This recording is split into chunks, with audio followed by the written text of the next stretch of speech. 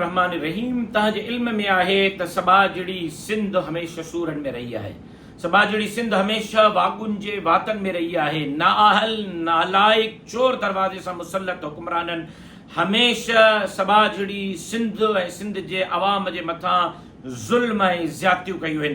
तारीख़ गवाह आहे त 74 ऐं 78 सालनि खां ज़ालिम हुक्मराननि जो सिंध में मुक़ाबिलो मुंहिंजी जमात कयो आहे। मुंहिंजनि वॾड़नि कयो आहे। टीं पुश्त आहे मुंहिंजी जमात विढ़ंदी पई अचे नाअहल ऐं नालाइक हुक्मराननि सां।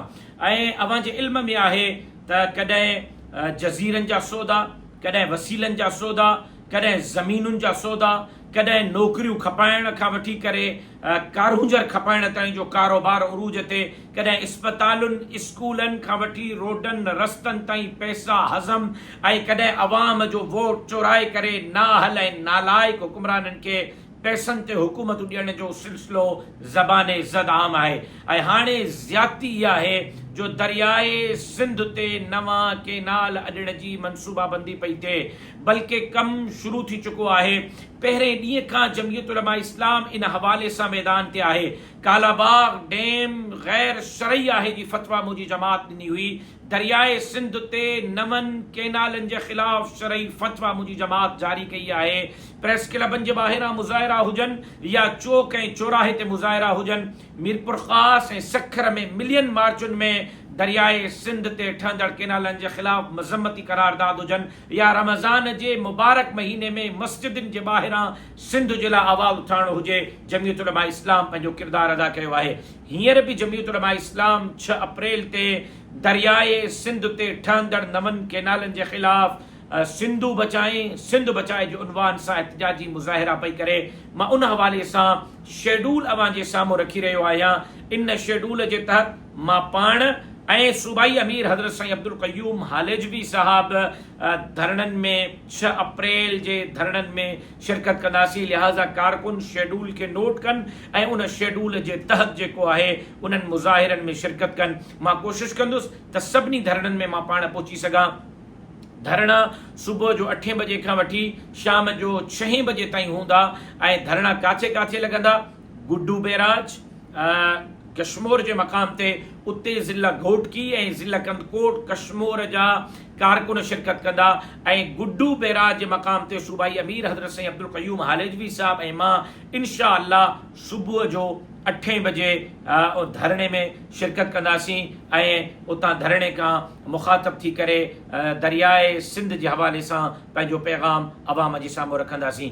ईअं ई सुबुह जो 10 बजे इंशा अल्लाह मां सखर बैराज ते पंहिंजे सूबाई अमीर सां गॾु पहुचंदुसि ऐं उते अवां सां मुंहिंजी मुलाक़ात थींदी।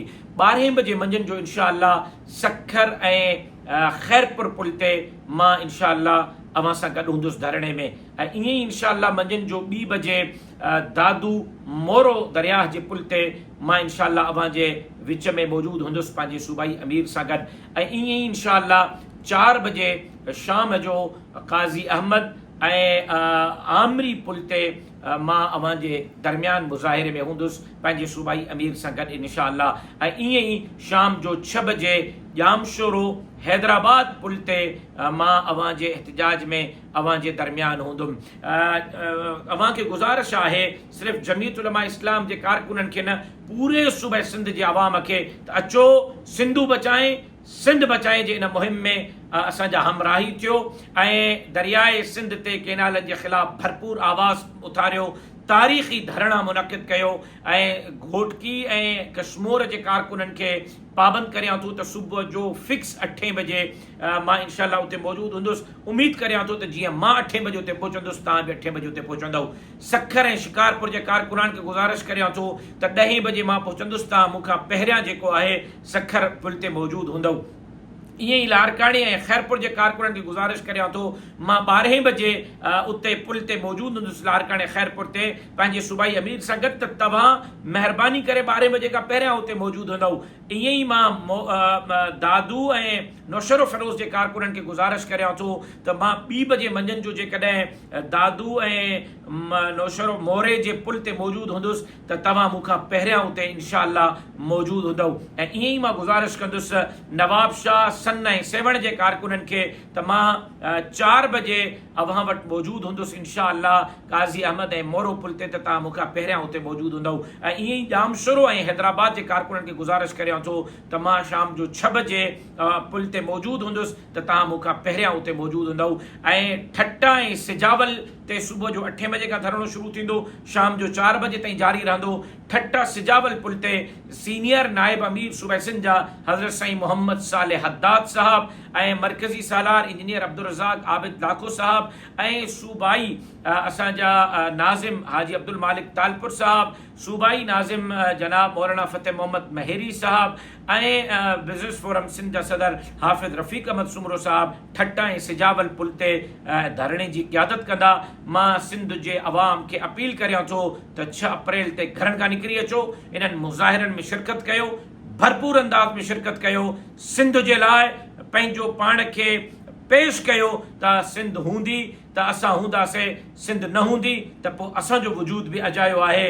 धरतीअ जे बका जे लाइ जंहिं हद ताईं वञिणो पियो असां वेंदासीं। ऐं मुंहिंजी जमात फ़ैसिलो कयो आहे 6 अप्रैल जे धरणनि सां जेकॾहिं हुक्मराननि होश न वरितो त 6 अप्रैल ते असां सिंध पंजाब बॉर्डर खे बंदि करण जे तारीख़ जो ऐलान कंदासीं ऐं पोइ सिंध पंजाब बॉर्डर ते दंगल थींदो ऐं इनशा अल्लाह सिंध जे मालिकीअ जे लाइ शहीद डॉक्टर ख़ालिद महमूद सुमरे वांगुरु किरदारु अदा कंदा रहंदासीं।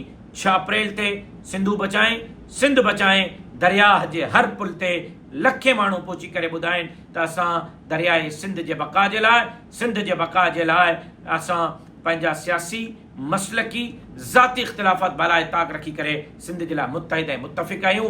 ऐं लखनि जे इज्तिमा सां असां पैगाम ॾींदासीं त सिंध ते कंहिंखे धाड़े हणण जी, दरियाए सिंध ते धाड़े हणण जी इजाज़त न ॾींदासीं। 6 अप्रैल ते मां तव्हांजो मुंतज़िर रहंदुसि। तव्हांजी महिरबानी।